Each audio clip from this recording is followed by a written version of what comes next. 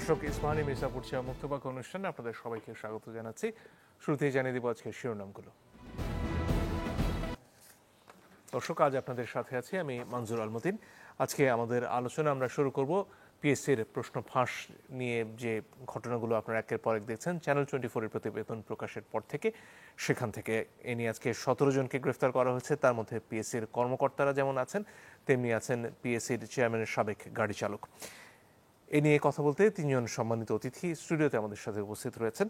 আছেন অধ্যাপক ডক্টর আবুল কাশেম মজুমদার, তিনি রাজনীতি ও প্রশাসন বিশেষজ্ঞ।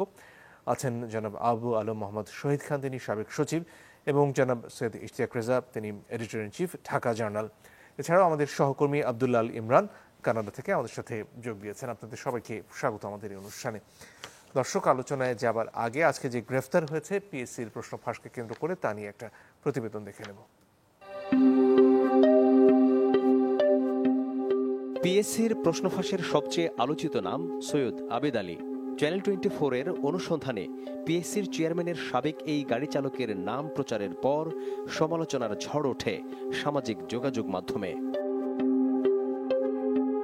সৈয়দ আবেদ আলীর ব্যক্তিগত প্রোফাইল ঘেঁটে দেখা যায় রাজনৈতিক, সামাজিক কর্মকাণ্ড, দান খয়রাত আর পরহেজগারির নানা খবর। সৈয়দ আবেদ আলীর গ্রামের বাড়ি মাদারীপুর জেলার ডাসার উপজেলায়।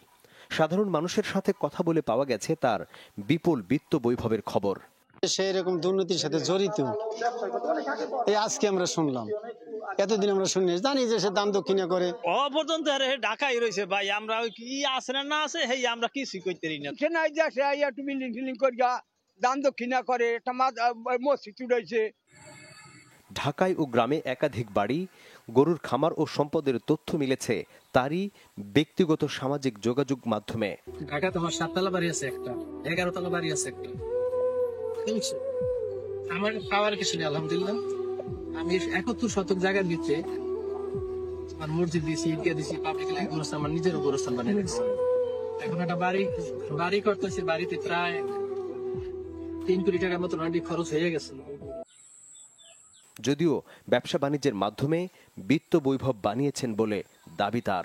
আপনি গাড়ি চালক হয়ে এত সম্পদের মালিক গাড়ি চালাচ্ছিলাম 15 বছর আগে, এখন তো আমি ব্যবসায়ী। প্রশ্ন ফাঁস করে কত টাকা কামিয়েছেন? প্রশ্ন ফাঁসে যে টাকা কামাইছি সব খরচ করছি আল্লাহর রাস্তায়। সবশেষ উপজেলা পরিষদে চেয়ারম্যান পদে নির্বাচনের জন্য প্রচারণাও চালিয়েছেন আবেদ আলী। আবেদ আলী সমাজের বিত্তবান ও প্রভাবশালীদের সাথে নিয়মিত চলাফেরা করতেন, উঠবোস করতেন প্রশাসনের কর্তা ব্যক্তিদের সাথেও, যেটি সামাজিক যোগাযোগ মাধ্যমে ভেসে বেড়াচ্ছে। তবে এত কিছুর পরও শেষ রক্ষা হয়নি।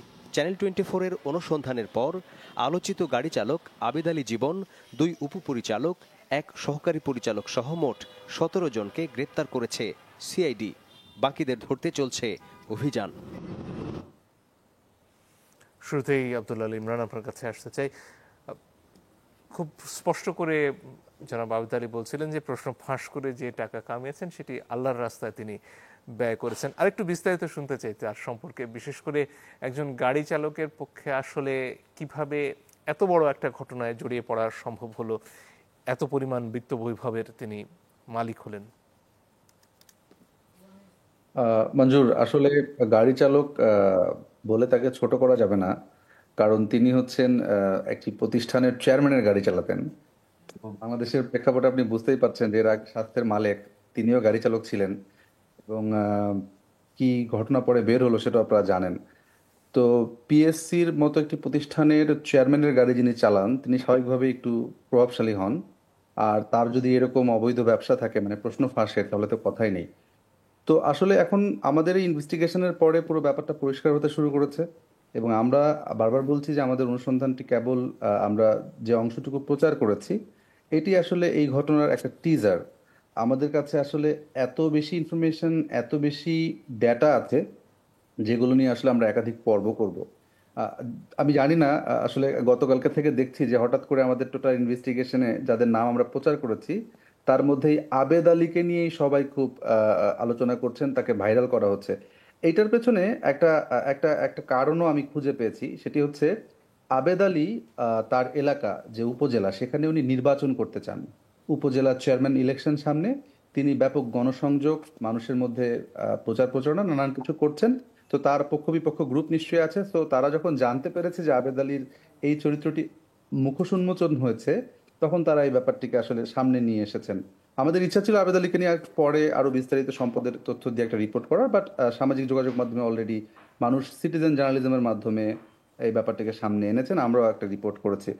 আবেদ আলী তার সামনে তিনি একজন চালক, সবাই সেটাই জানেন, কিন্তু তার এলাকার মানুষ কিন্তু তাকে জানেন একজন রিটায়ার্ড সচিব হিসেবে। খুব ইন্টারেস্টিং, মানে যে এলাকায় তিনি নির্বাচন করতে চান, একাধিক সোর্স আমাকে ফোন করেছেন ওই এলাকা থেকে, তারা বলেছেন যে তারা জানতেন তিনি একজন রিটায়ার্ড সচিব। আপনি দেখবেন যে সামাজিক যোগাযোগ মাধ্যমে আবেদ আলীর বিভিন্ন গুরুত্বপূর্ণ ব্যক্তির সঙ্গে আসলে যোগাযোগ কিংবা ছবি যেটা হয় এটা ভাইরাল হয়েছে। তো উনি কিন্তু আসলে 14-15 সালের দিকে পিএসসি ছেড়ে দিয়েছেন, 22 বছর পিএসসিতে গাড়ি চালিয়েছেন।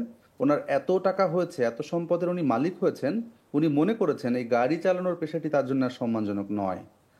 আর উনি আসলে কিভাবে প্রশ্ন ফাঁস করতেন, কাদেরকে সেই প্রশ্ন দিতেন, কোথায় রেখে পড়াতেন, সেগুলো আমরা উদ্ধার করেছি, সেগুলো আমরা সার্চ লাইটের পর্বে প্রচার করব। তবে ছোট করে বলি যে আবেদ আলী এইবারের উপসহকারী প্রকৌশলীর যে প্রশ্নটি ফাঁস দিয়ে আমরা অনুসন্ধানটি শুরু করি, এরপরে আমরা বিসিএস থেকে অন্যান্য পরীক্ষার প্রশ্নপত্রের খোঁজ পাই। সেই পরীক্ষাটিতে সাভারের একটি রিসোর্টে উনি 46 জন প্রার্থীকে রাতে রেখে প্রশ্ন পড়িয়ে সেই প্রশ্ন তাদের সেন্টারে প্রার্থীদের পাঠিয়েছেন এবং প্রত্যেক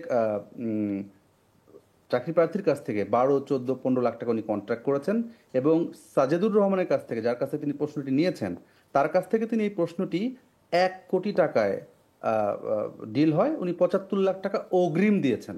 আপনি বুঝতে পারছেন যে একটা মানুষ কখন একটা ডিলের পুরো টাকাটা আগাম দেয়, একদিকে তার কত সম্পদ আছে, আর একদিকে তিনি কত কনফিডেন্ট যে তিনি এই টাকাটা কয়েক গুণ করে তুলে নিতে পারবেন। তো বিস্ময়কর এক চরিত্র আবেদ আলী। শুধু যদি ওনার কথাই বলেন, আসলে ওনাকে নিয়ে অনেক বেশি কথা হয়ে যাচ্ছে, আরও অনেক ক্যারেক্টার এটার মধ্যে আছে যে বিষয়গুলো ধীরে ধীরে বের হবে। ইমরান, ধন্যবাদ আপনাকে। শুরুতেই আসতে চাই জনাব শহীদ খান আপনার কাছে। একজন গাড়ি চালক, যিনি পিএসসি চেয়ারম্যান গাড়ি চালক, তিনি এলাকায় পরিচিত সাবেক সচিব হিসেবে, জানি না আপনার কেমন লাগছে এটা শুনে, কিন্তু সবচেয়ে চিন্তার বিষয় হচ্ছে এই যে 1 কোটি টাকা দিয়ে একটা প্রশ্ন কেনা হচ্ছে, 75 লাখ টাকা অগ্রিম দেয়া হচ্ছে, একজন পরীক্ষার্থী 12 লাখ 13 লাখ টাকা দিয়ে এখানে আসছেন। আমার প্রশ্ন এই জায়গায় যে একটা ব্যবস্থা কোন পর্যায়ে গেলে আসলে পরীক্ষার্থীরা মনে করেন যে এই 12 লাখ টাকা দিয়ে তার একটা চাকরি পাওয়া উচিত, এবং কোনোভাবে নিশ্চয়ই টাকাটা তিনি তুলেও নেন, কারণ তার বেতন কত সেই সাথে এই টাকার অঙ্ক মিলাতে গেলে আসলে মিলবে না। আপনার কি মনে হচ্ছে পুরো ব্যাপারটা শুনে? না, বেতন কত এটা ইম্পর্টেন্ট না, উপসহকারী প্রকৌশলীর চাকরি তো ওখানে অনেক কাজকর্ম আছে, এবং যিনি 12 লাখ টাকা 14 লাখ টাকা বিনিয়োগ করতেছেন তিনি হিসাব করবেন যে তিনি কত টাকা এখান থেকে আয় করতে পারবেন। আমার কাছে খুব, আমি যখন প্রাথমিক শিক্ষা সচিব ছিলাম তখন এরকম একটা বড় র্যাকেট আমরা ধরেছিলাম, এবং তখনকার যে প্রতিমন্ত্রী ছিলেন তিনি নিজেই র্যাকেটটার খবর আমাকে দেন। তিনি একটা পরীক্ষার পরে দেখা গেল তার এলাকায় কিছু লোক চাকরি পেয়েছে, এবং তার ধারণা যে ওই লোকদের চেয়ে উপযুক্ত আরও মেধাবী লোকজন আছে, তারা চাকরি পায় না। তো ওনার সন্দেহ হলো তার এলাকার, একদম নিজের এলাকার। তো উনি আমাকে এটা যখন শেয়ার করলেন, তখন পরীক্ষা হয়ে গেছে, ভাইভা হয়ে গেছে, নিয়োগ হয়ে গেছে, সেই মুহূর্তে তো কিছু করা যায় না। সো আমি তাকে বললাম যে আমরা নেক্সট পরীক্ষা আপনার এলাকায় এটা মনিটর করব। এবং এখন যে গল্পটা শুনলাম একবারে সেম গল্প। প্রশ্নপত্র ফাঁস হলো আমাদের বিজি প্রেস থেকে, বিজি প্রেসের 2-3 জন কর্মী ছিল ওই এলাকায়, তারা প্রশ্নটা ফাঁস করলেন, এবং তারা ওই রংপুরের একটা মোটেলে বসে, রিসোর্টে বসে তারা ওই 100-150 জনকে ট্রেনিং দিলেন, প্রশ্ন দিলেন, এবং প্রশ্নটার উত্তর দিলেন। ওই সময় জাভেদ পাটোয়ারি সাহেব এসবির চিফ ছিলেন, উনি এদের মনিটর করলেন, পুরা ফোনগুলো মনিটর করা হলো, আমরা আগে থেকে জেনে গেলাম, এবং এদেরকে গ্রেপ্তার করা হয়েছিল। তো এইখানে যে ওই যে আমি তখন একটু জানার চেষ্টা করলাম যে তখন শিক্ষক নিয়োগে, এটা অনেক আগের কথা, 2009 সালের কথা, তখন এটা রেট ছিল 2 লাখ 3 লাখ টাকা। তো আমি একটু জিজ্ঞেস করলাম যে আসলে 2-3 লাখ টাকা দিয়ে কেন একজন প্রাথমিক শিক্ষক হতে চায়, এবং সেটা আমার আরেকটা মজার অভিজ্ঞতা, অত অভিজ্ঞতা বলতে চাই না, জাস্ট জিজ্ঞেস করলাম যে একজন লোক যে 3 লাখ টাকা খরচ করবে কেন করবে। তো তখন আমাকে বলা হলো যে স্যার কেন করবে না। আমি বললাম যে কেন করবে এটা উত্তর দেন, কেন করবে না এটা আপনি বলেন না আমাকে। তো বলা হলো যে এই যে 3 লাখ টাকা বা 2 লাখ টাকা সে যে বিনিয়োগ করছে, সেই প্রাথমিক স্কুলের শিক্ষকের চাকরিটা হলো তার এলাকায়, তার গ্রামের আশেপাশে সে সাইকেলে করে যাওয়া আসা করতে পারবে, সে দিনে চাকরি করবে এবং সন্ধ্যার পরে বা বিকালের পরে সে অন্য কোনো কাজও করতে পারবে যেহেতু তার এলাকায় আছে। তো এইভাবে সে 30 বছর চাকরি করবে, 30 বছরে তার কিছু টাকা উঠবে। শুধুমাত্র আপনি চিন্তা করেন 2 লাখ টাকা যদি আজকে সে ইনভেস্ট করে রাখে, এরপরে যে পেনশনটা পাবে, যখন পেনশন পাবে তখন সে একসাথে 30 লক্ষ টাকা পাবে। এই যে হিসাবটা, মানে এই যে কমপ্লিট একটা হিসাব পিকচার, তো সে এইখানে যে 12 লক্ষ বা 13 লক্ষ টাকা যারা দিচ্ছেন তাদের হিসাবের প্যাকেজটাও সেরকম। এবং এই যে আবেদ আলী যে 1 কোটি টাকার মধ্যে 45 লক্ষ টাকা অ্যাডভান্স দিলেন, যদি উনি 46 জনই যদি তার টার্গেট পিপল থাকে, আমি মানে দেখেছি যে 700 জনকে নাকি এই প্রশ্নটা দেওয়া হয়েছিল, 500 জন, 512 পদের এগেনস্টে। তো এখানে তিনি 6 কোটি টাকা তো আয় করেছেন অ্যাডভান্স, তো তার জন্য 1 কোটি টাকা খরচ করার কোনো ব্যাপার না। So this is a very good business. মানে অনৈতিকতার কোন পর্যায়ে এবং বিপর্যয়ের কোন পর্যায়ে আমরা গিয়েছি তার একটা প্রমাণক এটা। আমি অবশ্যই ধন্যবাদ জানাতে চাই আপনাদের যে টিম এটা বের করেছে। আমি ওনার বক্তব্যটা পড়েছি, প্রায় 4-5 বছর ধরে উনি এটা কাজ করছেন। সম্ভবত উনি এখন কানাডায় আছেন এবং কোভিডের সময়ও এই কাজটা চলছিল এবং তারা অনেক দিন ধরে চেষ্টা করছেন, এবং এই চেষ্টার কারণে আজকে সিআইডি 17 জনকে গ্রেপ্তার করছে। তো এখন কি, মানে আমরা তো একেবারে হতাশায় নিমজ্জিত হতে পারি না। এই 17 জনের যে ইন্টারগেশন হবে, তাদের মাধ্যমে আরও লোকজন গ্রেপ্তার হবে এবং তাদের মাধ্যমে জানা যাবে যে কারা কারা এই প্রশ্ন পেয়েছিল এবং কারা কারা চাকরি পেয়েছে। সো এগুলোর যদি সরকার ইমিডিয়েট অ্যাকশন নেয়, যে এই 17 জন গ্রেপ্তারকৃত মানুষের মাধ্যমে প্রাপ্ত তথ্য পর্যালোচনা করে যারা চাকরিতে আছেন প্রত্যেককে যদি স্যাক করা হয় এবং এদের ব্যাপারে কঠোর ব্যবস্থা নেওয়া হয়, তাইলে হয়তো এখানে কিছু আশার আলো, মানে টানেলের অন্ধকার টানেলের মধ্যে আমরা আছি এবং টানেলের শেষ প্রান্ত কোনো লাইট নেই, তাহলে হয়তো একটা নিবু নিবু প্রদীপ জ্বালানোর সুযোগ সৃষ্টি হবে। এখন আমি অপেক্ষা করবো যে ইমরানের কাছ থেকে এই ব্যাপারে একটু ছোট্ট করে শুনতে চাই যে বিপুল সংখ্যা আসলে পরীক্ষার্থীর যারা এই জালিয়াতির মাধ্যমে অনেকে বিসিএস ক্যাডার হয়েছেন, অনেকে অন্যান্য নন ক্যাডার পদে চাকরি পেয়েছেন, তাদেরকে আসলে সুনির্দিষ্টভাবে চিহ্নিত করা এবং তাদের বিরুদ্ধে ব্যবস্থা নেওয়া কি সম্ভব, বা পিএসসি কি সে ব্যাপারে কিছু জানাচ্ছে, বা অন্যান্য কর্তৃপক্ষ যেখানে তারা চাকরি পেয়েছেন তারা? পিএসসি তার পুরনো পথেই হাঁটছে আমার যেটা মনে হচ্ছে। আজকে এই টক শোটি হওয়ার কিছুক্ষণ আগে আমি পিএসসির একটি প্রেস বিজ্ঞপ্তি দেখেছি, সেখানে পিএসসি উল্টো আমাদের দিকে 4-5টি প্রশ্ন ছুড়ে দিয়েছেন। তারা, আমার যতটুকু মনে আছে, আমরা এই প্রশ্নগুলো নিয়ে কাজ করব আমাদের এপিসোডে। তারা বলতে চাচ্ছেন যে 4 সেট প্রশ্ন করা হয় এবং প্রশ্নর কোন সেট পরীক্ষায় আসবে সেটি সকাল 9:30টায় SMS এর মাধ্যমে জানিয়ে দেওয়া হয়।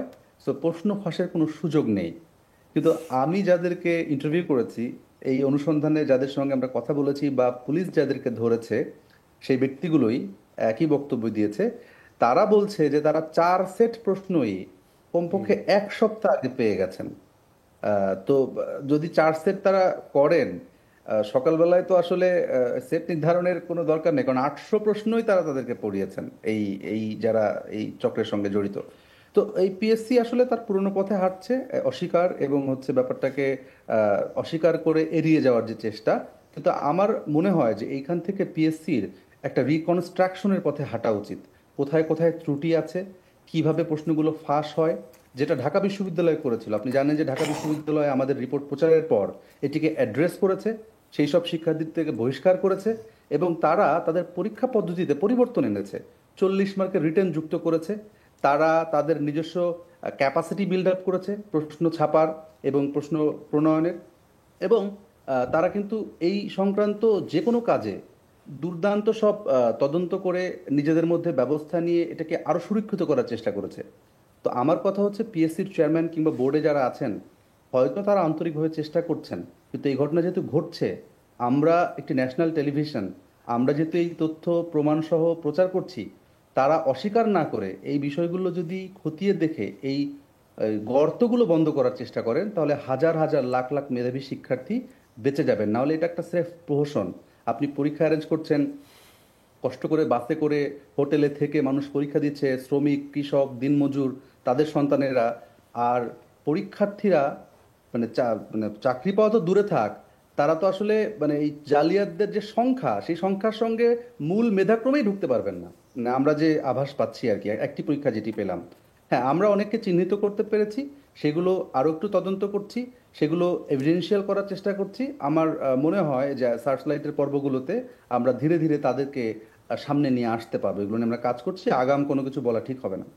ইমরান, অনেক ধন্যবাদ আমাদেরকে সময় দেওয়ার জন্য। এই ফাঁকে আসতে চাই অধ্যাপক আবুল কাশেম আপনার কাছে।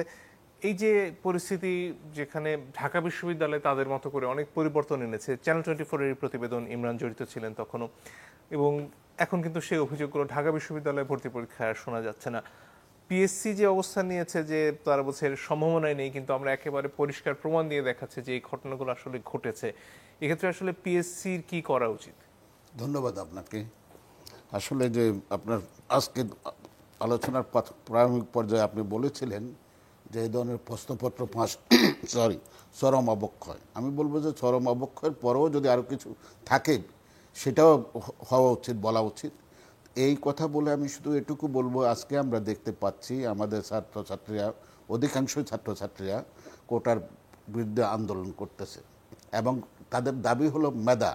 কিন্তু মেধাকে যদি এভাবে আমরা মেধাকে এনশিওর করতে যাই, যদি এরকম অবস্থাটাকে আমরা যথাযথ ব্যবস্থা না নিতে পারি, তাহলে কিন্তু আমাদের জন্য কোটাতে যাই, মেধাতে যাই, কোনোটাতেই কোনো কিছু হবে না। এখন আপনি আসুন, পাবলিক সার্ভিস কমিশন, আমার যতটুকু মনে পড়ে, আমরা যদি ইতিহাস পর্যালোচনা করি 2004-5 বা ইয়েতে, সেখানে উচ্চ পর্যায়ে অনেক রকমের কথাবার্তা হতো, বাইবার নিয়ে ইত্যাদি নিয়ে। তারপর শেষ পর্যায়ে একটা রিফর্ম পাবলিক সার্ভিস কমিশনে 2006-এর পরে হয়েছে, এবং তারপর যে আমরা বেশ কিছুদিন ধরে পাবলিক সার্ভিস কমিশনের বেশ কিছু পরিমার্জন সংশোধন তাদের করেছি, এবং আমরা ইতিমধ্যে এই গত কিছুদিন আগেও আমরা দেখেছি যে আমাদের একেবারেই সমাজের যাদেরকে আমরা নিম্ন পর্যায়ের মনে করি তাদের ছেলে মেয়েরাও পরীক্ষা দিয়ে ভালো করতেছে, ওরকম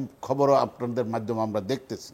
কিন্তু আজকে যে বিষয়টা বা গত দুদিন ধরে যে বিষয়টা নিয়ে আমি দেখলাম, এবং যেহেতু একটা সময় আমি পাবলিক সার্ভিস কমিশনের সদস্য হিসেবে নিয়োজিত ছিলাম, তা আমার কাছে মনে হচ্ছে যে এখানে যে বিষয়টা উল্লেখ করা হলো, হ্যাঁ, এবং ইমরান যে প্রথমে আমি বলিনি, ইমরান এবং তার টিম চ্যানেল 24-এর স্পন্সরশিপে যে কাজটা করেছে, এদেশের একজন নাগরিক হিসেবে, এদেশের একজন বিশ্ববিদ্যালয়ের শিক্ষক হিসেবে, পাবলিক সার্ভিস কমিশনের সাবেক সদস্য হিসেবে আমি মনে করি এটা ধন্যবাদ পাওয়া উচিত, এবং আমি ব্যক্তিগতভাবে তাকে ধন্যবাদ নয়, তাকে আমি তাকে স্যালিউট করতেছি। হ্যাঁ, এখন তাদের যে তথ্য উপাত্ত যেগুলো দিয়েছে সেগুলো নিয়ে অবশ্যই চুলছাড়া বিশ্লেষণ হবে, সত্য হবে, এবং আমি মনে করি যে পাবলিক সার্ভিস কমিশন ইমিডিয়েটলি, আজকে আমি দেখেছি ইমরান যে কথাটা বলেছে, পাবলিক সার্ভিস কমিশন বলেছে সাংবাদিকদেরকে, গণমাধ্যমকে বলেছে যে 5টা বিষয়ে, ইমরান বোধহয় ডেফিনেটলি ওইটার কথাই বলছে, 5টা বিষয়ে প্রশ্ন ছড়িয়ে দিয়েছে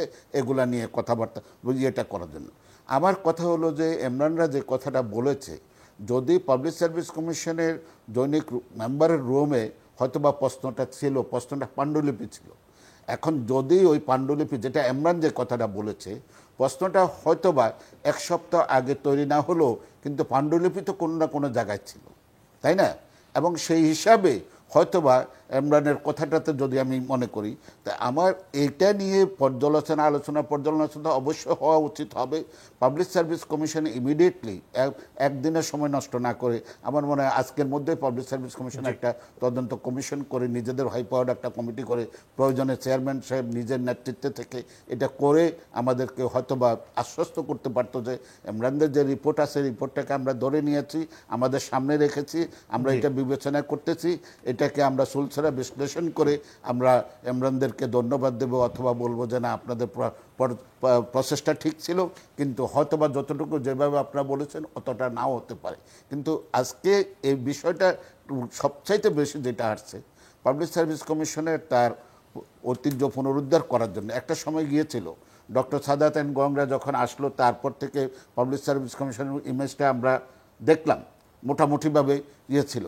এখন যে আজকে যে ইমরানদের কাছ থেকে আমরা যে আবেদ আলীর কথা শুনলাম, আবেদ আলী কিন্তু 2014-তেই বোধহয় পাবলিক সার্ভিস কমিশন ছেড়েছে, যদ্দূর আমার মনে হয়, কারণ আমি আবেদ আলীর নাম শুনিনি। আমি 2014 7 এপ্রিলে যোগদান করেছি।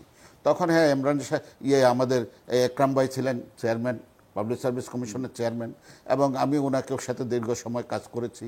এবং পরবর্তীতে আমাদের সাদিক ভাই চেয়ারম্যান ছিলেন, এখন যিনি গণপরিষদ জনপ্রতিনিধি, ওনার সাথে কাজ করেছি।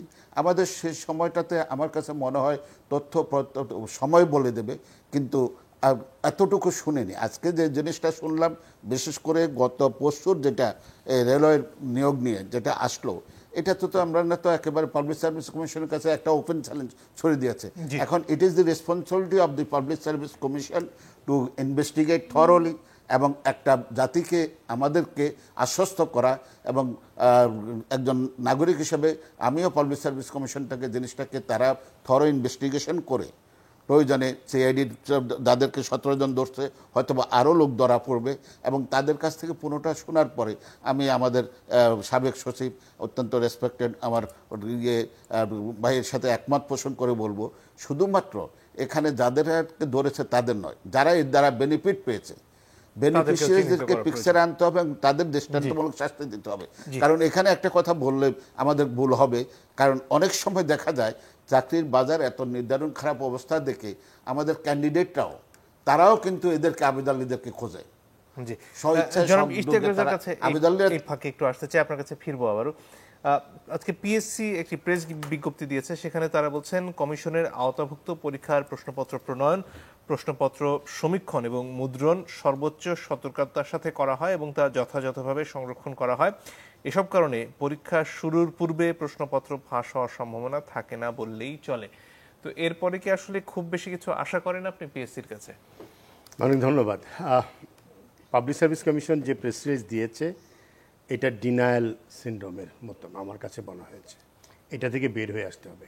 একথা সত্য যে public service commission over the years অনেক চেষ্টা করেছেন। বর্তমান চেয়ারম্যান, তার সদস্যরা আগের চেয়ারম্যান বা তার আগের চেয়ারম্যান, যেটা উনি বলছিলেন সাদ্দাত হোসেনের আমল থেকে একটা বড় পরিবর্তনের ভিতর দিয়ে গেছে। কিন্তু সিস্টেমে যে কোথাও না কোথাও গলদ আছে সেটা তো বোঝা যাচ্ছে, যে কারণে প্রশ্নপত্র ফাঁস হয়েছে এবং এত বড় একটা কেলেঙ্কারি হয়েছে। আমি নিজেও কমিশনের সাথে কাজ করতে গিয়ে দেখেছি তাদের আন্তরিকতার কোনো চেষ্টা নেই। চেয়ারম্যান, মেম্বার তারা চেষ্টা করেছেন, কিন্তু আপনার যদি ভিতরে ক্রিমিনাল গ্যাং থাকে যারা প্রশ্নপত্র ফাঁস করতেই চায়, তখন কিন্তু এটা আসলে অন্যভাবে দেখতে হবে। দেখেন, বুয়েটে কিন্তু কোনো প্রশ্নপত্র ফাঁস হয় না, সেখানে কিন্তু ভর্তি হচ্ছে। আপনি এই পর্যন্ত কোনো অভিযোগ শুনবেন না বুয়েটের ভর্তি নিয়ে। ঢাকা বিশ্ববিদ্যালয়ের কথা সত্য, আমি যখন একটা অনলাইনের সম্পাদক, একই সাথে একটি টেলিভিশনের প্রধান সম্পাদক, ঢাকা বিশ্ববিদ্যালয়ের প্রশ্নপত্র ফাঁস নিয়ে রিপোর্ট করার কারণে ইউনিভার্সিটি অথরিটি আমাদেরকে মামলার হুমকি দিয়েছিল। কিন্তু পরবর্তীতে দেখা গেছে যে না, ঢাকা ইউনিভার্সিটি অথরিটি তারা নিজেদেরকে অনেক বেশি শুধরে নেওয়ার চেষ্টা করেছে, তারা লুফুলসগুলো বন্ধ করেছে। চাইলে তাহলে বন্ধ করা যায়। আপনি মেডিকেল ভর্তি পরীক্ষার কথা চিন্তা করেন, 2001 থেকে 2017 পর্যন্ত 10 বার প্রশ্নপত্র ফাঁস হয়েছে, তারপরে কিন্তু হ্রাস টেনে ধরা সম্ভব হয়েছে। কিভাবে সম্ভব হয়েছে? আমি দেখেছি যে অত্যন্ত সিনিয়র অধ্যাপকরা তারা রাত জেগে প্রশ্নপত্র পাহারা দিয়েছেন, এবং সেটাকে একদিন দুদিন না, রাতের পর রাত প্রশ্নপত্র পাহারা দিচ্ছেন। এখন যেটা টেকনোলজির যুগ, যেটা হয় প্রশ্নপত্র যে কোনো এক জায়গা থেকে একটা ছবি তুললেই মোটামুটি কাজ হয়ে যায়। পাবলিক সার্ভিস কমিশন যেটা বলছে যে আমরা পরীক্ষা শুরুর কিছুক্ষণ আগে দিচ্ছি, এটা সত্য কথা। আমি নিজে সেই প্রক্রিয়ার মধ্যে ঢুকে দেখেছি। কিন্তু যেটা ইমরান বললেন, 4 সেটের 4 সেটই তো আউট হয়ে যাচ্ছে আগে। আপনি তো 4 সেটের মধ্যে 1 সেট দিচ্ছেন হলো আধা ঘন্টা আগে, কিন্তু 8 দিন আগে যে 4 সেট আউট হয়ে যাচ্ছে সেটা ঠেকাবে কে?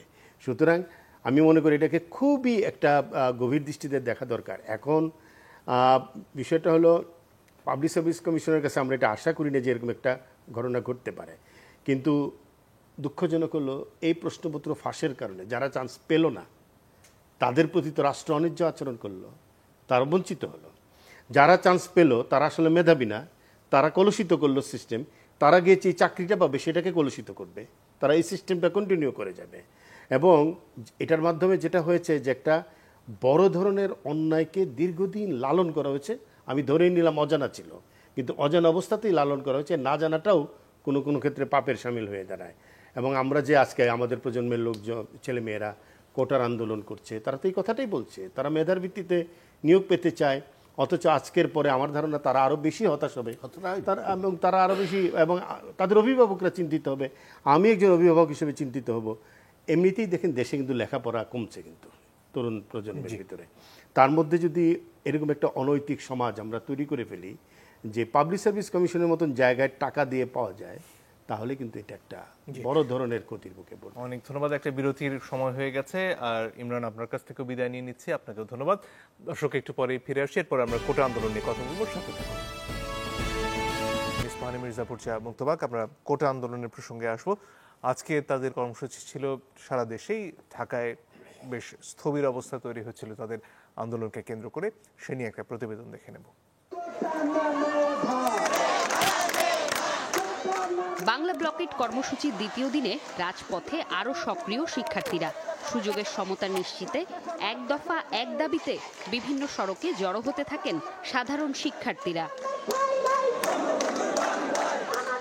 রাজধানীর Shahbag, science lab, Bangla motor, Farmgate সহ বেশ কয়েকটি গুরুত্বপূর্ণ রাস্তা আটকে দেন শিক্ষার্থীরা। এতে স্থবির হয়ে পড়ে নগরের বেশিরভাগ এলাকার যান চলাচল। অন্যদিকে কোটা বাতিলের দাবিতে ঢাকা আরিচা মহাসড়ক অবরোধ করেন জাহাঙ্গীরনগর বিশ্ববিদ্যালয়ের শিক্ষার্থীরা। কয়েক ঘন্টার জন্য আটকে দেয়া হয় কুষ্টিয়া মহাসড়কও। এছাড়া রাজশাহী, ময়মনসিংহ সহ বিভিন্ন জেলায় অবরোধ করা হয় রেলপথও। বাংলাদেশে 250 প্রজাতির উপরে কোটা আছে আর কি, এগুলো আসলে খুব বেশি যৌক্তিক এবং ন্যায্য না। যদি এই কোটা বৈষম্য চলতে থাকে, বাংলাদেশ এক সময় মেধাশূন্য হয়ে বাংলাদেশ একদম বিনষ্ট হয়ে যাবে। কোটা সংস্কার না হওয়া পর্যন্ত আমরা রাজপথ ছাড়ছি না, ছাড়বো না। ঢাকায় বিক্ষোভে অংশ নেন সরকারি বেসরকারি বিভিন্ন বিশ্ববিদ্যালয়ের শিক্ষার্থীরা। বৈষম্যের বিরুদ্ধে ঐক্যবদ্ধ হয়ে কঠোর আন্দোলনের হুঁশিয়ারি তাদের। আমরা সুযোগের সমতা নিশ্চিত করার জন্য আন্দোলন করছি। এখন আমাদের আন্দোলনকে যদি কেউ প্রশ্নবিদ্ধ করার চেষ্টা করছে, সে মূলত সংবিধানকে প্রশ্নবিদ্ধ করার চেষ্টা করছে। যারা বৈষম্য সৃষ্টি করে, কোনো কিছু অর্জন করে, তারা সেখানে গিয়েও বৈষম্য করবে, সেখানে বিষয়ে নীতিহীন কাজগুলো করবে। এটাই বাস্তবতা। তো আমরা এটা থেকে মুক্তি চাই, রাষ্ট্রকে মুক্তি দিতে চাই, এ দেশের মানুষকে মুক্তি দিতে চাই। এদিকে আওয়ামী লীগের সাধারণ সম্পাদক ও অ্যাটর্নি জেনারেলের কথার প্রতিক্রিয়া শিক্ষার্থীদের কণ্ঠে। এটা যদি অন্য কোনো দিকে যায়, সেটার দায় কিন্তু সরকারকেই নিতে হবে, কারণ আমরা এতদিন ধরে আন্দোলন করতেছি। এই আন্দোলনের প্রেক্ষাপট সরকার এবং আদালতের রায়ের প্রেক্ষিতে হয়েছে, ছাত্রদের এখানে কোনো ভূমিকা নাই। এখানে অল্প কিছু মানুষের কয়েক ঘন্টার জন্য ভোগান্তি হচ্ছে, কিন্তু এটি যদি বাস্তবায়ন হয়ে যায়, পুরো রাষ্ট্র শত শত বছরের জন্য ভোগান্তিতে পড়বে, যেটা আমরা হতে দিতে পারি না। সরকারি চাকরিতে কোটা প্রথা সংস্কারের দাবিতে যাতে আর রাজপথে নামতে না হয়, সেজন্য সংশ্লিষ্টদের দ্রুত ব্যবস্থা নেয়ার আহ্বান শিক্ষার্থীদের। দেশটা আসলে মেধাবী ছাড়া বাকি সবার দখলই চলে যাচ্ছে, যেটা আমরা বুঝছি, এবং আমাদের দাবি না হওয়া পর্যন্ত যেহেতু আমরা নড়বো না। আমাদের দাবি একটাই, আমরা কোনো আশ্বাসে বিশ্বাসী না। আমরা যদি অপেক্ষা করি তাহলে দেখা যাবে এর মধ্যেই যে বৈষম্যের যে ব্যাপারটা ওটা চালু থাকবে। আমরা অবশ্যই চাচ্ছি এটার একটা স্থায়ী সমাধান। কোটা বাতিল সংবিধানের সাথে সাংঘর্ষিক নয় উল্লেখ করে দাবি আদায়ে অনড় থাকার কথা জানান শিক্ষার্থীরা। আমরা আগামীকাল সারা দেশে, সারা ঢাকা শহরে আমাদের যত শিক্ষার্থী প্রতিনিধি রয়েছে তাদের সাথে সমন্বয় করব, গণসংযোগ করব, করে আমরা বুধবার কঠোর কর্মসূচি দিব। জনাব আবু আলম মোহাম্মদ শহীদ খান, আপনার কাছে ফিরে আসতে চাই। এ নিয়ে বিস্তর আলোচনা হয়েছে। আজকে শিক্ষামন্ত্রীও কথা বলেছেন, অ্যাটর্নি জেনারেলও কথা বলেছেন এ নিয়ে। সরকারের মোটামুটি বক্তব্য হচ্ছে বিষয়টা এখন আদালতে বিচারাধীন, এই কারণে তাদের আসলে এই মুহূর্তে কিছু করার নেই।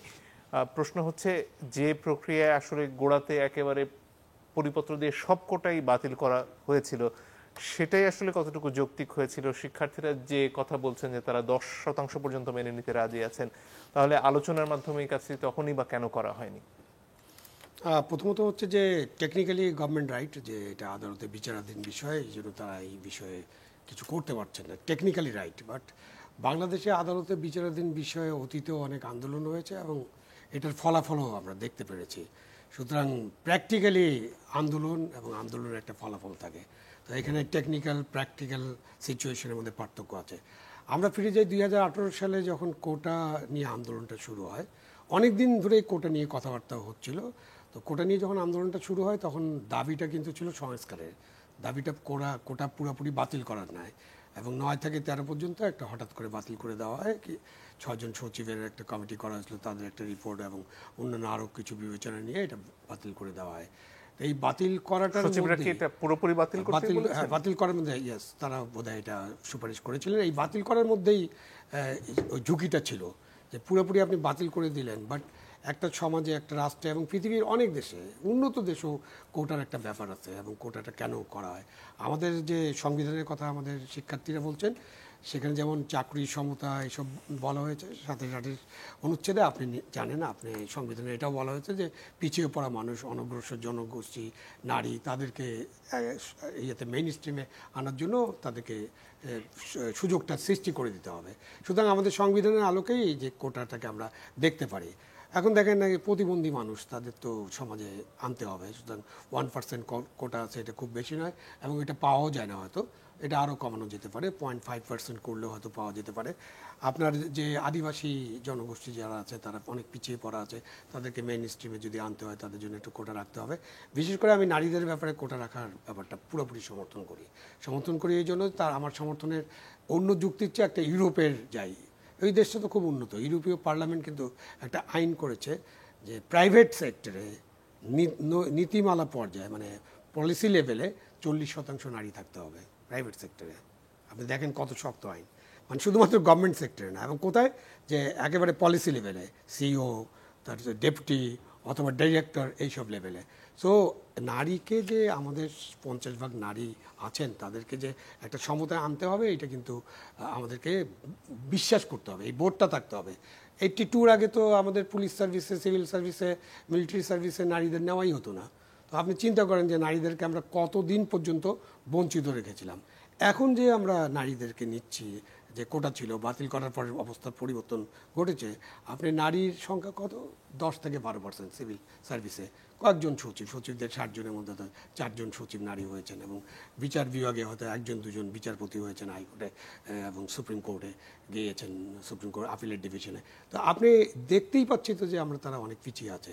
সো তাদের তো কোটার মধ্যে তাদের থাকতে হবে, এবং এখন কোটাটা কতটুকু হবে এটা নিয়ে একটা আলোচনা হতে পারে, এটা সংস্কার নিয়ে আলোচনা সবসময় হতে পারে। আমাদের দেশের যে অবস্থা, আমাদের সরকারের চরিত্র যাই হোক, সেটা গণতান্ত্রিক হোক, কর্তৃত্ববাদী হোক, ভোটের সরকার হোক, ভোট ছাড়া সরকার হোক, অথবা সামরিক সরকার হোক, স্বৈরাচার হোক, আমাদের সরকার এবং আমাদের যে রাষ্ট্রের যন্ত্র আছে, যেটাকে ধরা যায় না, ছোঁয়া যায় না, তারা তো কোনো আলাপ আলোচনায় বিশ্বাস করে না রে ভাই। এই যে পাবলিক সার্ভিস কমিশনের একটা বিবৃতি নিয়ে আমরা একটু আগে কথা বললাম, তারা কোনো রকম ওপেন মাইন্ড না, তারা আলাপ আলোচনা করতে চায় না। আপনি আলাপ আলোচনা করেন না, আলাপ আলোচনা করে তো একটা সমাধানে পৌঁছতে। হ্যাঁ, আপনি বলছেন যে তারা 10% পর্যন্ত রাজি ছিল। ভারতে তো কোটা আছে 49%, তাতে তো তাদের কোনো অসুবিধা হচ্ছে না। এবং ভারতের সুপ্রিম কোর্টে যখন 10% চালু করছিল মোদি গভর্নমেন্ট, এই যে পিছিয়ে পড়া মানুষদের জন্য, এবং তারপরে তার ব্যাখ্যা আছে কিন্তু, কারা পিছিয়ে পড়া মানুষ, যার 5 একরের কম জমি আছে, যার বার্ষিক আয় 8 লক্ষ টাকার কম, এইরকম করে তারা কতগুলো কোয়ালিফিকেশন দিয়েছে যে এদেরকে পিছিয়ে পড়া মানুষ, সুতরাং এরা কোটা সুবিধা পাবে। আবার যে পরিবার একবার কোটা সুবিধা পাবে, সে আর পাবে না। যে পরিবারে একজন ইঞ্জিনিয়ার, ডাক্তার, একজন আইসিএস অফিসার আছে, অথবা প্রভিন্সিয়াল গভর্নমেন্টের অফিসার আছে, অফিসার পর্যায়ে আছে, সেই পরিবার তো পিছিয়ে পড়া পরিবার, তারা কোটা পাবে না। একবার কোটা ব্যবহার করলে আর কোনো কোটা ওই পরিবার আর ব্যবহার করতে পারবে না। তা আমরা তো আমাদের দেশে যে যখন থেকে আমরা কোটা রাখছি, কোটা তো তার আগেও 25 বছর ছিল পাকিস্তানে, ব্রিটিশ আমলে কোটা ছিল, সেই সময় কোটা রাখতে হয়েছে। কেন, আইসিএস অফিসার সব সাদা চামড়া হবে, আমাদেরকেও কিছু দাও। পাকিস্তান আমলে সিএসপি কোটাতেও ছিল, মেধাতেও ছিল। আমাদের কয়েকজন হয়তো সিএসপি হতেন, কিছু মেধাতে, কিছু কোটাতে হতেন। তো এখনও পাকিস্তানে কিন্তু কোটা ব্যবস্থা আছে, এবং এটা অনেক বড়, কারণ 4টা প্রদেশে ভাগ করে। সো প্রদেশগুলোকে গুরুত্ব দেওয়ার জন্য এটা আছে। তো এইটা নিয়ে আমাদের একটা ব্যাপক গভীর আলোচনার দরকার আছে। ইন্ডিয়াতে চিফ জাস্টিস জিজ্ঞেস করে কোটা কি অনন্তকাল চলবে, এটা জিজ্ঞেস করে, এবং সেটার উত্তর দিতে হয় সরকারকে, কেন চলবে, কি কারণ আছে, কোটাতে আমরা কি পরিমাণ অনগ্রসর মানুষকে করতে পারলাম, অগ্রসর করতে পারলাম। আমাদের তো কোনো রেকর্ড নেই। আমাদের যে কোনো কোটা, মুক্তিযুদ্ধের কোটাই ধরেন যে এই কোটাতে বা নারী কোটা, এই কোটাতে আমরা কতজনকে অগ্রসর করতে পারলাম, আমার কোনো ডাটা আছে, কিন্তু আমি জানাবো না। আমি স্বচ্ছতা জব দিয়ে বিশ্বাস করি না আমি, সুতরাং আমি কিছু জানাবো না, আমি চুপচাপ এসব করে যাব, এবং তারপরে এরকম একটা পরিস্থিতি হবে, তখন আন্দোলন হবে, তখন একটা যেন সিদ্ধান্ত দিয়ে দেবো। সেজন্য আমি মনে করি যে কোটার ব্যাপারটা, সংস্কারের ব্যাপারটা আলোচনা করা উচিত, আলোচনা করে এটাকে সমাধান করতে হবে। এখন যে শিক্ষার্থীরা রাস্তায় আছেন, তারা কি সবাই কোটা উঠে গেলে সবাই চাকরি পাবেন? পাবেন না তো। আমাদের যে বিসিএস এর কথা যদি ধরেন, আমাদের 1500+ হয়তো বিসিএস এ নিয়োগ করা হয়, তার মধ্যে টেকনিক্যাল আছে না, ডাক্তার, ইঞ্জিনিয়ার, শিক্ষক, তাদের তো একদম লেভেল আছে। শিক্ষক হতে হলে আপনার MA-তে ডিগ্রি লাগবে, ডাক্তার হতে হলে MBBS, ইঞ্জিনিয়ার হতে হলে ইঞ্জিনিয়ারিং ডিগ্রি লাগবে। সো টেকনিক্যাল বাদ দেন, বাদ দেওয়ার পর দেখবেন না আপনার 700-800 মাত্র আছে জেনারেল কোটা। এই পুলিশ প্রশাসন, NBR, হ্যাঁ, যে 8টা-10টা ফ্যামিলি প্ল্যানিং, এই সব মিলিয়ে 700-800। আর আমাদের আনসার মানে সব মিলিয়ে 700-800 হবে। আমাদের ঢাকা বিশ্ববিদ্যালয়ের প্রোডাকশন, আমরা দুজনই ঢাকা বিশ্ববিদ্যালয়, আপনিও তো ঢাকা বিশ্ববিদ্যালয়ে কত মানুষ অ্যাড করছে, কত শিক্ষার্থী অ্যাড করছে প্রতি বছর? 20,000 গ্রাজুয়েট অ্যাড করছে। 10,000 MA পাস করছে আর 10,000 গ্রাজুয়েট, মানে অনার্স পাস করলে আপনি চাকরির জন্য অ্যাপ্লাই করতে পারেন শুধু ঢাকা বিশ্ববিদ্যালয়। এই দেশে 42 লক্ষ বেকার, শিক্ষিত বেকার আছে গ্রাজুয়েশনের উপরে। যে দেশে এত মানুষ বেকার, এত মানুষের চাকরির দরকার, সেই দেশে যখন একটা মানুষের মাথার চিন্তা করে কোটা আছে এই জন্য আমার চাকরি হয় না, এটা খুব স্বাভাবিকভাবে তাকে কিন্তু তার মনের মধ্যে লাগে। তো এই যে তার মনে যে অবস্থাটা হচ্ছে, তার সাথে তো আলাপ আলোচনা করে ঠিক করতে হবে, ভাই এই কারণে এইটুক কোটার দরকার আছে, এই কারণে এই কোটাটুক তুমি মেনে নাও, বাকিটা তুমি আমরা ইয়ার মধ্যে করি। আগে তো 80% ছিল, সেখান থেকে বাড়তে বাড়তে 40%, 44%। এখন এটাকে নিশ্চয়ই আমরা আপসাইড ডাউন করতে পারি, আমরা 60-40 করতে পারি, আমরা 70-30 করতে পারি, আমাদের 90-10 একবারে যাইতে হবে এরকম না। আর কোটাটা যতটুকুই আপনি দিবেন এটা রিভিউ হতে হবে, এটা রিভিউ হতে হবে, সমস্যা কোনো অনন্তকালীন ব্যবস্থা না। জি, ইশতিয়াক রেজা আপনার কাছে আসতে চাই এই পর্যায়ে। অনেক ক্ষেত্রে মামলার সময় বলা হয় যে কোনো একটা মামলা যখন পুলিশের হাতে তৈরি হয় তখনই আসলে এই মামলাটার ভবিষ্যৎ কি হবে, মামলায় সাজা হবে কিনা সেটা বলে দেয়া চলে।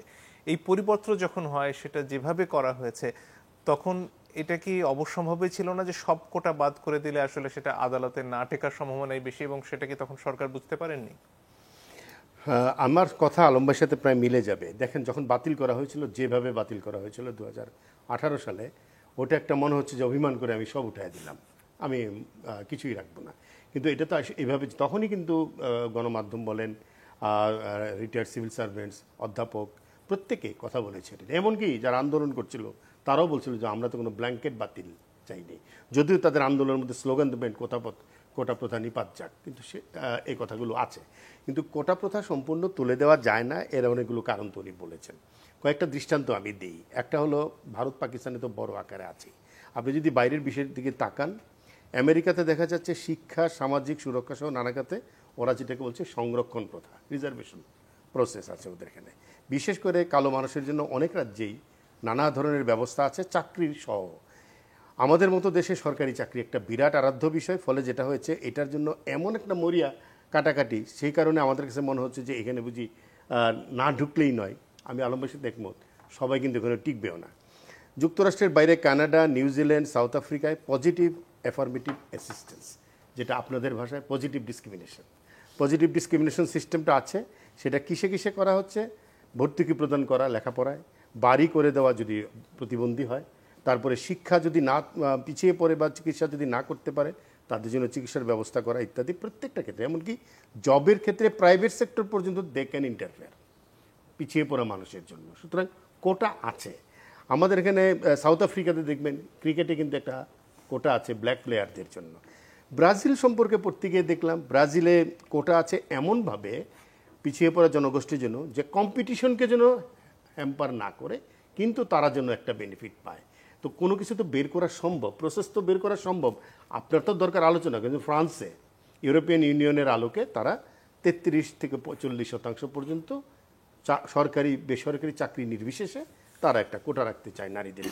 আমার নিজের অভিজ্ঞতায় বলি, মেয়েদের কোটাটা উঠে যাওয়ার পরে সিভিল সার্ভিসে কিন্তু কোটা মানে নারীদের অংশগ্রহণ কমে গেছে। এবং গত কয়েকটা সিভিল সার্ভিসের ডেটা আমরা আজকে পেয়েছি, 15 জনে একটা মেয়ে, প্রতি 15 জন 20 জনে একটা মাত্র মেয়েকে মোকাবেলা করতে হয়েছে, তাও সে হয়তো টিকতে পারেনি। মুক্তিযুদ্ধ কোটাটা নিয়েই আসলে বেশি আলোচনাটা হচ্ছে এখন। 71 সালে যারা যুদ্ধ করে আমাদের দেশটা এনে দিয়েছেন তাদের প্রতি তো আমাদের কৃতজ্ঞতার শেষ নেই। এই স্বাধীন দেশে আমরা আছি। এর মধ্যে দেখবেন শহরে যে নাগরিক মুক্তিযোদ্ধা আছে তাদের আস্ফালনটা বেশি, কিন্তু যে অসংখ্য কৃষকের সন্তান, শ্রমিকের সন্তান যারা শহীদ হয়েছেন, যুদ্ধাহত হয়েছেন, তারা 71-এর অভিঘাতটা কিন্তু এখন পর্যন্ত বয়ে চলেছেন। তাদের পরিবার এখন পর্যন্ত সেই জায়গা থেকে উঠে আসতে পারেনি, সেটা কিন্তু রাষ্ট্র দেখে নেয়। প্রচুর নারী যারা নিপীড়িত হয়েছেন তাদের জীবন আমার ধারণা এখনও অত্যন্ত মানে কদর্য জীবনযাপন তাদের। প্রান্তিক পর্যায়ে 92% মানুষ মুক্তিযুদ্ধে অংশগ্রহণ করেছিল এবং তারা মাত্র 8% এখন আমরা শহরে মুক্তিযুদ্ধ।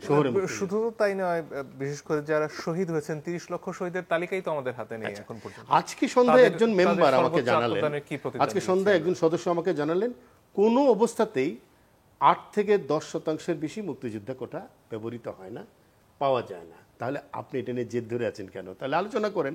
আমি আলম ভাইয়ের সাথে সম্পূর্ণ একমত যে আদালতের নির্দেশে আপনি এখানে কিছু করতে পারবেন না, বিচারাধীন বিষয়। কিন্তু আদালত নিশ্চয়ই আলোচনা করতে না করে নাই, আদালত নিশ্চয়ই নতুন কোনো সিদ্ধান্ত নিতে বাধা দিবার কথা বলছে না, সংসদে আলোচনা করতে না করছে। বহু মামলাই তো বিচারের কোনো একটা পর্যায়ে আলোচনা টেবিলে চলে যায়। আলোচনাটা হওয়া জরুরি। এটার জেদাজেদির জায়গা থেকে বেরিয়ে এসে ন্যায্যতার জায়গা প্রতিষ্ঠা করা দরকার। সেক্ষেত্রে এখন আন্দোলনটা যে পর্যায়ে আছে বা সরকার যেভাবে এর মধ্যে ষড়যন্ত্রের গন্ধ খুঁজছেন বা বিএনপি সমর্থন দেওয়াতেই এই আন্দোলনটা অন্যরকম হয়ে গেছেন বলে দাবি করছেন, সেক্ষেত্রে আসলে কি মনে হয় আপনার? আমাদের দুর্ভাগ্য এটা, যে কোনো কিছুই তো আমরা বিভাজিত করে ফেলি এবং সেটা এখানেও ঘটেছে। দুইটি বড় রাজনৈতিক দলের তর্কের মধ্যে পড়ে যায়। কিন্তু শিক্ষার্থীদের এই আন্দোলনের মধ্যে আমরা আজকে দিনের বেলা আমি শাহবাগে একটা কাজে গিয়েছিলাম, ঢাকা বিশ্ববিদ্যালয়ে ঘুরে এসেছি, আমার একটা কাজ ছিল, তখন অনেকের সাথে আমার দেখা হয়েছে। এর মধ্যে প্রাক্তন শিক্ষার্থী আছেন, শিক্ষক আছেন, তারা অনেকেই বলেছেন যে এই আন্দোলনে অনেক ছাত্রলীগের ছেলেপেলেও আছে যারা বিশেষ দিতে চায়, যারা মেধা দিয়ে টিকতে চায়। সুতরাং কোনো কিছুকে একটা ব্র্যাকেট বন্দি করা আমার কাছে মনে হয় না। এটার একটা সমাধান দরকার। 6 জন মন্ত্রী আমরা শুনলাম বসেছিলেন। আমি মনে করি যে তাদের উচিত আরও বসা, আরও একটা কোনো কিছু বের করে নিয়ে আসা, এর একটা সমাধান প্রয়োজন। যদি এটাকে অন্যদিকে সরকার যেটা আশঙ্কা করছে সেটা যদি অন্যদিকে চলে যেতে তাদের আশঙ্কা থাকে, তাহলে তো আরো দ্রুত আলোচনা করার প্রয়োজন আছে। সমাধানের জন্য আরো দ্রুত আলোচনা করার প্রয়োজন আছে। অধ্যাপক মজুমদার, আপনার কাছে আসতে চাই। এখানে যে প্রশ্নগুলো সামনে আসছে তার মধ্যে অন্যতম হচ্ছে গিয়ে সংবিধানের দোহাই দেওয়া হচ্ছে, সংবিধানের কারণে এই কোটা থাকতেই হবে এবং এই পরিমাণে থাকতে হবে, এই ধরনের একটা অবস্থান সরকারের রয়েছে। এবং এর পাশাপাশি মুক্তিযোদ্ধাদের প্রসঙ্গ বারবারই আসছে, তাদের প্রতি কৃতজ্ঞতার প্রশ্ন যেমন আসে, এর পাশাপাশি যেহেতু অনগ্রসর জনগোষ্ঠীকে সামনে আনার ব্যাপার আসে, প্রশ্ন আসে যে মুক্তিযোদ্ধা পরিবারের সকলেই কি তাহলে অনগ্রসর জনগোষ্ঠীর অংশ? ধন্যবাদ আপনাকে।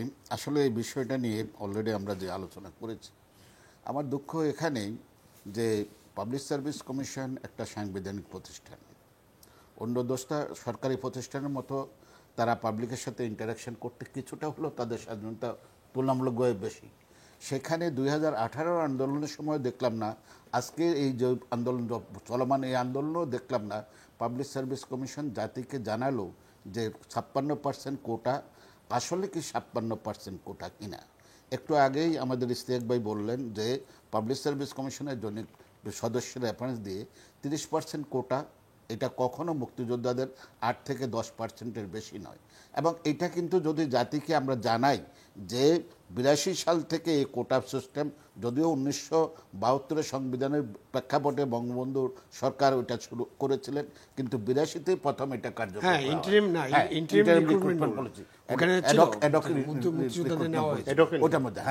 ওটার মাধ্যমে 82 থেকে আজ অবধি আপনি দেখেন, আমি বলতে পারবো আমার মনে হয় যে সাধারণ জ্ঞানে কখনো 30% মুক্তিযোদ্ধাদের কোটা পূরণ হয়নি।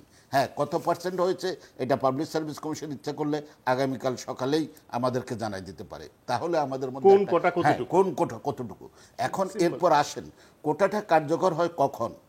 আপনার preliminary examination, written examination and after viva, মৌখিক পরীক্ষা হওয়ার পরে যখন তারা রেজাল্টটা তৈরি করবে তখন আসে কোটার কথা। অতএব এই বৈতরণী পার হয়ে 4 লক্ষ ক্যান্ডিডেটের মধ্যে 3 লক্ষ ক্যান্ডিডেটের মধ্যে যখন 5 থেকে 6,000 আসে তখন কোটার ব্যবস্থা আসে। এখানে আমি কোনোভাবে কোটার পক্ষে বা বিপক্ষে আর্গুমেন্ট দিতে আসিনি। আমার জিনিসটা হলো যে আমাদের এই যে একটু আগে বললেন ছাত্রলীগের ছেলেরাও থাকতে পারে, এখানে সরকারি সমর্থক ছাত্ররা থাকতে পারে। এখন সরকারের উচিত বা সরকারি পাবলিক সার্ভিস কমিশনের উচিত আমাদেরকে বিষয়টা নিয়ে ক্লিয়ারলি জানানোর পরে তারপর আমরা কোথায় জাতির সিদ্ধান্ত নেবে। এখন যে বিষয়টা হলো আমরা যদি বলি, অলরেডি আবু আলম ভাই বলেছেন এটা টেকনিক্যাল বলেন বা থিওরিটিক্যাল বলেন, কিন্তু এই বিষয়ে আলোচনাটা হওয়া দরকারটা এই কারণে যে আজকে যে শাহবাগের মোড় ঘেরাও হচ্ছে, রেল লাইন ঘেরাও হচ্ছে, ইত্যাদি হচ্ছে, আমরা তো আমাদের ছাত্রছাত্রীদেরকে এইভাবে দেখতে চাই না, কোনোভাবেই দেখতে চাই না, এবং এর পাশাপাশি যে জনদুর্ভোগ সেটাও হোক, এটাও তো আমরা চাই না। এবং আমার মনে হয় যারা আন্দোলনে আছে সক্রিয়ভাবে তারাও এটা চায় না। অতএব কেন এটা হচ্ছে একটা মাত্র কারণ, আমরা ঠিকই পানি ঘোলায় খাই। ওই যে আপনি যে কথা বললেন 2018 সালে বিভিন্ন রকমের কমিটি হলো, তারপর ওয়ান ফাইন মর্নিং দেখলাম যে না সমস্ত কোটা উল্টে দিলাম। এটা কি আবেগের কাজে? এটা আমি মনে করি যে আপনাদের সাথে আমিও একমত পোষণ করি, এটা হয়তোবা যতটা থট প্রভোকিং চিন্তা ছিল তার চাইতে বেশি হয়তোবা ইমোশনাল একটা সিদ্ধান্ত গভর্নমেন্ট নিয়েছিল, এবং হয়তোবা ওটা ওইভাবেই জানতো যে এইভাবে যদি আউটরাইট সম্পূর্ণ কোটাটা তুলে দিই তাহলে এটা কোনো না কোনোভাবে একদিন চ্যালেঞ্জ হবে, এবং চ্যালেঞ্জ তো এটা তো আপনি একজন আইনজীবী, আপনি জানেন চ্যালেঞ্জ তো যে কোনো লোকই সংক্ষুব্ধ হয়ে বিক্ষুব্ধ হয়ে সে চ্যালেঞ্জ করতেই পারে, এবং তা হয়েছে, হওয়ার প্রেক্ষাপটে এটা। এখন আমরা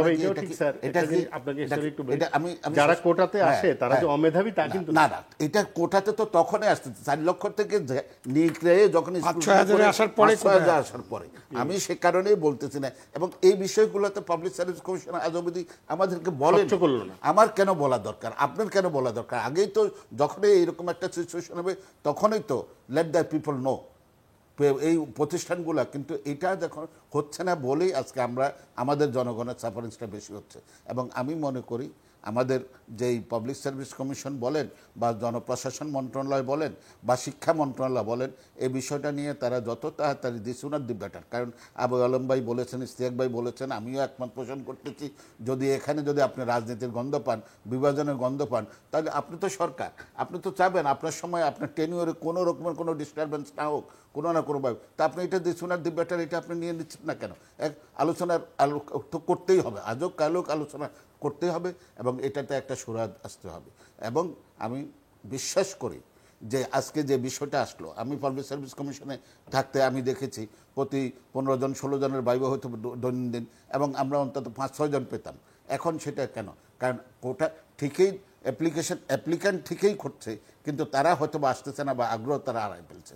আর সর্বোপরি আসলে শিক্ষা ব্যবস্থাটা নিয়ে আপনার এর মধ্যে সব কিছুর ঊর্ধ্বে আমি বলবো সুশাসন যদি আপনাকে নিশ্চিত করতে হয়, রুল অফ নিয়ম নিশ্চিত করতে হবে, আপনি মেধা বা সুযোগের সমতা নিশ্চিত করবেন কি করবেন না এটা নির্ভর করবে আপনি যদি আইনের শাসন প্রতিষ্ঠা করতে পারেন, দেশের সুশাসন যদি প্রতিষ্ঠা করতে পারেন।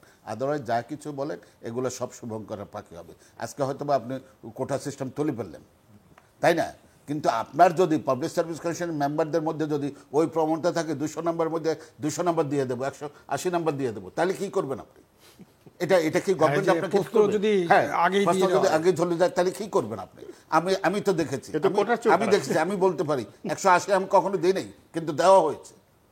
জি ধন্যবাদ। জনাব শহীদ খান, আপনার কাছে আসতে চাই। প্রধানমন্ত্রী বলছেন যে পড়াশোনা বাদ দিয়ে ছেলেমেয়েরা আন্দোলন করছে, এর কোনো যৌক্তিকতা নেই। তিনি প্রশ্ন করছেন যারা এর আগে কোটা বিরোধী আন্দোলন করেছিল তারা পাবলিক সার্ভিস কমিশনের অধীনে কতজন পরীক্ষা দিয়েছিল, কতজন পাশ করেছিল? প্রশ্নটা কি সেখানে যে কতজন পাশ করেছিল, না প্রশ্ন এখানে যে সবার জন্য সমান সুযোগ ছিল কিনা? না, প্রধানমন্ত্রী যেটা বলেছেন সেটা আদালতের মামলার রেফারেন্সে বলেছেন, সুতরাং আমরা রেফারেন্স পয়েন্টটা ঠিক রাখি। আদালতে যেহেতু মামলা চলছে সেই জন্য উনি প্রশ্নটা তুলেছেন যে যেটা কোর্টে বিচারাধীন আছে সেটা লেখাপড়া বাদ দিয়ে যাওয়ার দরকারটা কি, সেটা প্রধানমন্ত্রী তার বক্তব্য বলতেই পারেন। তিনি দেশের প্রধানমন্ত্রী, তিনি যেটা মনে করেছেন আদালতের বিচারাধীন বিষয়ে হয়তো তারাও কিছু বলবেন না, ছাত্ররাও কিছু বলবে না। সমতার সুযোগ মানে কোটা উঠে গেলে যে সমতা হবে এটা তো আমরা দেখলাম যে কিভাবে কোটাটা কার্যকর হয়, এটা আমাদের সাধারণ ছাত্রছাত্রীরা শিক্ষার্থীরা জানে না হয়তো। তো কোটাটা কার্যকর হয় একটা পর্যায়ে যাওয়ার পরে, তখন কিন্তু তাকে ওই প্রিলিমিনারি রিটেন এগুলোতে পাস করে আসতে হয়। এটা একটা ডেঞ্জারাস জায়গা যে যেখানে 200 নম্বরের মধ্যে যদি কাউকে 180, 190 দিয়ে দেওয়া হয় বা 195 দিয়ে দেওয়া হয়, এটা কিন্তু ডেঞ্জারাস জায়গা। কারণ হচ্ছে যে তার রিটেনের রেজাল্টটা ওনাদের সামনে থাকে না, যার কারণে ওনারা বুঝতে পারেন না। বাট একটা আন্দাজ তো করা যায় যে কোন ছাত্র কোন শিক্ষার্থী কতটুকু মেধাবী। তো এগুলো ট্রেন্ড আছে, প্রশ্নপত্র ফাঁস হয়ে যাচ্ছে, যদি প্রশ্নপত্র বিক্রি হয়ে যায়, সব মিলিয়ে আমরা এমন অবস্থায় গিয়েছি যে সমান সুযোগ বা কম্পিটিশনের যে সমান সুযোগটা আমরা বলি, স্বচ্ছতা, জবাবদিহিতা, এগুলোতে কিন্তু আমরা নাই। সো এই অবস্থা চলতে থাকলে কিন্তু আমরা খুব বিপজ্জনক পজিশনে চলে যাব, এবং এই বিপজ্জনক পজিশনে গেলে কিন্তু রাষ্ট্র আলটিমেটলি ক্ষতিগ্রস্ত হবে, জাতি ক্ষতিগ্রস্ত হবে। এটাকে পলিটিক্যাল কোনো কালার দেওয়ার আমি পক্ষপাতী না, আমার উচিত হবে না, এটার কোনো পলিটিক্যাল কালার নেই আসলে। কারণ আপনি যখন শিক্ষার্থীদের কথা চিন্তা করেন, ঢাকা বিশ্ববিদ্যালয় এখন তো ছাত্রলীগের নিয়ন্ত্রণে, ঢাকা বিশ্ববিদ্যালয়ের শিক্ষকরা যে আন্দোলন করছে পুরা নীলাকার। কটা বিশ্ববিদ্যালয় আছে সম্ভবত 48টা 45 বিশ্ববিদ্যালয়, তার মধ্যে চালু আছে বোধহয় 38টার মতো, 5টা এখনো প্রজেক্টের মধ্যে আছে। প্রত্যেক বিশ্ববিদ্যালয়ের শিক্ষক সমিতি বলেন, ফেডারেশন বলেন, সবকিছু নীলের হাতে, সবাই নীল। তারপরে তারা আন্দোলনে আছেন, তো তাদেরকে কি বলবো, তারা কি সব বিএনপি হয়ে গেছে? নো, এইটা এমন একটা বিষয় যে এটা একটা মানে আত্মার বিষয়, যে আমি ওই যে ফিল করছি, আমার ফিলিং হচ্ছে যে কোটা থাকার জন্য আমার বোধহয় চাকরি হচ্ছে না। সেখানে আলাপ আলোচনা করে যদি আমরা বুঝাতে না পারি সেখানে বিএনপি ষড়যন্ত্র করছে না কে ষড়যন্ত্র করছে, এই ষড়যন্ত্র তত্ত্ব দিয়ে আসলে আমরা আমাদের আরেকটু মনে হয় অ্যাডভান্স স্মার্ট বাংলাদেশে government should be more smart.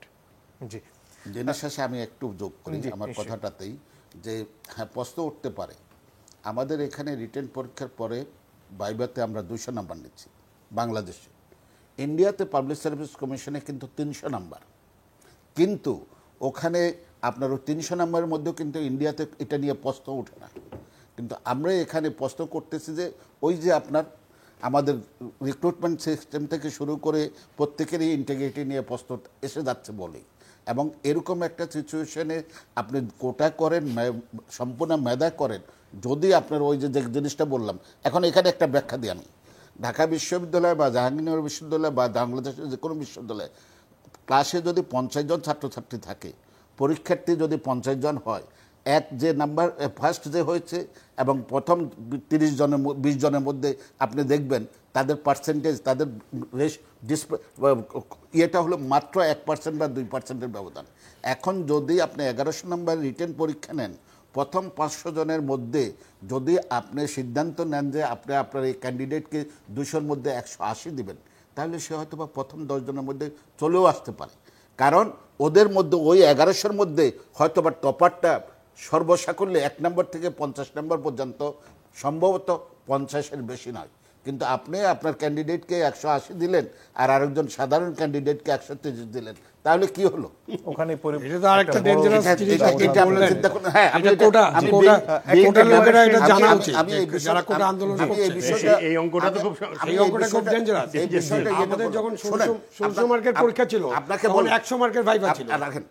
আপনাকে আমি বলি, আমাকে যদি জিজ্ঞেস করে সিলেকশন, টিচার সিলেকশনে ফার্স্টকে না নিয়ে সেকেন্ডকে নিয়েছেন, থার্ডকে নিয়েছেন কেন, ফোর্থকে নিয়েছেন কেন, আমার উত্তর হলো 40টা কোর্স পড়ালেখা করছে অনার্সে, মাস্টার্সে 5টা বা 6টা 7টা কোর্স করছে, 40টা কোর্সের মধ্যে সিজিপিএ 4.4-এর মধ্যে হয়তো বা 3.8 পেয়েছে যে ফার্স্ট, সেকেন্ড কত পেয়েছে 3.79, না হলে এই তো এই 40টা কোর্সের পয়েন্ট পার্সেন্টেজ আপনি এটা করলে হয়, তাইলে আমি সেকেন্ড বা থার্ডকে নিলে অসুবিধাটা কোথায়? মেধার তো বেশ, এই ব্যাখ্যাগুলো আমাদেরকে কিন্তু আনতে হবে পয়েন্টে। যদি যদি কিছু যোগ করা থাকে। না, আমার আর যোগ করার কিছু না। আমি মনে করি যে কোটা নিয়ে যে অবস্থাটা চলছে, অচল অবস্থা, শিক্ষকদের আন্দোলন, পুরো শিক্ষা ব্যবস্থা আজকে একটা অচল অবস্থার মধ্যে পড়েছে। এটা ভয়ঙ্কর একটা, ঈদের ছুটি মাত্র শেষ হলো, লম্বা সময় কোনো পড়ালেখা হয়নি। আমি 2টি বিশ্ববিদ্যালয়ে পড়াশোনা করাই, আমি সেই জন্য আমি জানি যে কত ক্ষতি হচ্ছে ছাত্রছাত্রীদের, এবং শিক্ষক হিসেবে এটা আমাদের জন্য খুবই বেদনার। এটি এর একটা সমাধান বের করা দরকার, আলোচনা করা দরকার। নিশ্চয়ই। অনেক ধন্যবাদ আপনাদের 3জনকেই। দর্শক আপনাদেরকে ধন্যবাদ, বিদায় নিচ্ছি আজকের মতো।